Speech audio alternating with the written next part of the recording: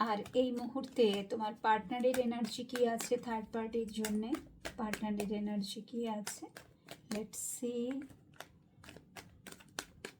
কি আছে থার্ড পার্টির জন্যে আজকের দিনের এনার্জি। গাইড করো, আজকের দিনের এনার্জি কি আছে থার্ড পার্টির জন্য? পার্টনারের এনার্জি কি আছে? লেটস সি পার্টনারের এনার্জি কি আছে থার্ড পার্টির জন্য, বলো। কুইন অফ সোর্ডস,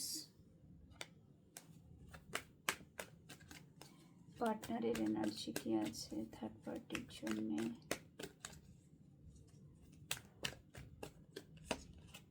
এম্পারার,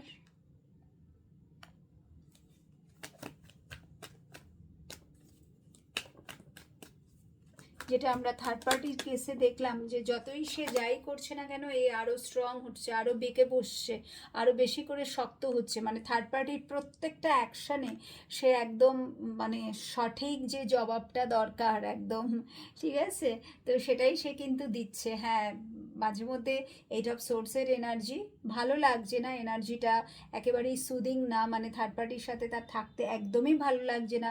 ভীষণ একটা মানে থার্ড পার্টির প্রেজেন্সটাই তার মানে যেন অস্থিরতা বাড়াচ্ছে, তার যেন দম নিতে কষ্ট হচ্ছে, এরকম একটা মানে প্রেজেন্সটাই যেন একটা বিষাক্ত, মানে সেই বাতাসে বলে না, বাতাসের মধ্যে যেন মানে পুরো একেবারে নেগেটিভিটিতে ভরপুর।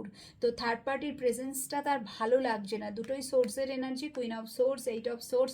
কারণ মানে যখনই থার্ড পার্টি তার সামনে আসছে কোনো না কোনোভাবে এদের ক্ল্যাশ হচ্ছে, অ্যাকশন এখানে দেখা যাচ্ছে, সে ও কিছু বলছে ও কিছু বলছে। এবং আগে যেটা হচ্ছিল যে সব কিছুকে মেনে নিচ্ছি, সহ্য করে নিচ্ছি, বাট আজকে এম্পারারের এনার্জি বলেই দিচ্ছে যে সে কিন্তু পাল্টা জবাব দিচ্ছে।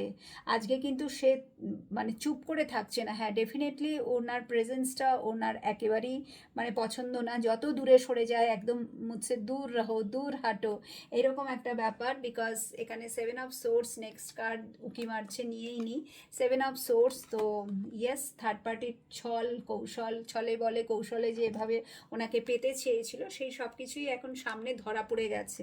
এবং থার্ড পার্টির অনেকের কেসেই থার্ড পার্টির এক্সট্রা ম্যারিটাল অ্যাফেয়ার্সও রয়েছে বা অন্য জায়গায় সম্পর্ক আছে।